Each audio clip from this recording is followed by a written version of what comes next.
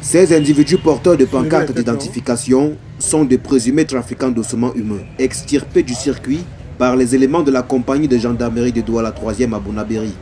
Parmi ces vendeurs de squelettes humains se trouve un étudiant qui avait rendez-vous avec le jury pour le compte de sa soutenance dans un institut privé d'enseignement supérieur de la ville de Douala. Le mobile de l'interpellation de ces présumés trafiquants, dont la lugubre cargaison est estimée à environ 21 millions de francs CFA, sera décrit par l'autorité de gendarmerie de Séan. Il y a de cela une semaine, nous avons reçu une information de ce que un gang de présumés trafiquants est en direction de Douala pour l'écoulement des ossements humains. Le 21 juillet, notre informateur va nous préciser que la dite marchandise sera écoulée dans un hôtel de la place.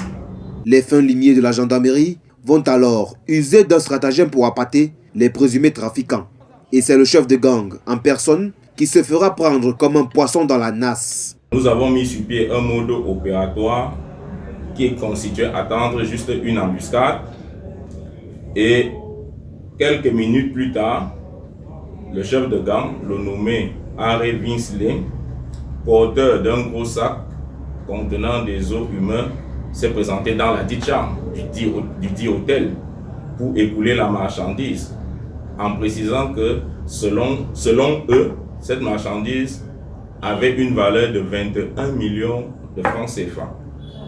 C'est à ce moment donc que nous avons interpellé ce dernier avec ses complices.